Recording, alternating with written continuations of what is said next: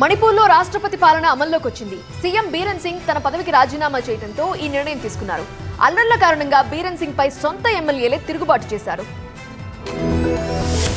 కేంద్రం సంచలన నిర్ణయం తీసుకుంది. మణిపూర్లో రాష్ట్రపతి పాలన విధిస్తూ ఉత్తర్వులు జారీ చేసింది. ఫిబ్రవరి 9న రాష్ట్ర ముఖ్యమంత్రి బీరెన్ సింగ్ తన పదవికి రాజీనామా చేశారు. ఈ క్రమంలోనే కేంద్ర ప్రభుత్వం మణిపూర్లో రాష్ట్రపతి పాలన విధిస్తూ నిర్ణయం తీసుకుంది. బీరెన్ సింగ్ పై సొంత ఎమ్మెల్యేలే తిరుగుబాటు చేశారు. పరిస్థితి చేజారిపోవడంతో తన పదవికి రాజీనామా చేశారు బీరెన్ సింగ్. మణిపూర్ రాష్ట్రంలో దాదాపు 2 సంవత్సరాలుగా హింసాత్మక ఘటనలు కొనసాగుతున్నాయి. మైతీ, కుకి తెగల మధ్య మొదలైన ఘర్షణతో ఈశాన్య రాష్ట్రం మణిపూర్ అట్టుడుకుతోంది. ఇప్పటికీ రావణ కాష్టంలా రగులుతూనే ఉంది. ఈ క్రమంలోనే బీరెన్ సింగ్ ఇటీవల రాజీనామా చేశారు. ఈ విషయంతో పాటు ఇతర అంశాలకు సంబంధించి కూడా ఆయనపై విమర్శలు వస్తున్నాయి. బీరెన్ సింగ్ రాజీనామా తర్వాత రాష్ట్రపతి పాలన విధించనున్నట్లు చర్చ జరిగింది. అనుకున్నట్లుగానే కేంద్రం ఉత్తర్వులు జారీ చేసింది. మణిపూర్ గవర్నర్ గా ఇటీవలే అజయ్ కుమార్ భల్లా బాధ్యతలు చేపట్టారు. మైతీ, కుకి తెగల మధ్య జరుగుతున్న ఘర్షణలను నివారించడంపై కేంద్రం ప్రత్యేక దృష్టి పెట్టింది.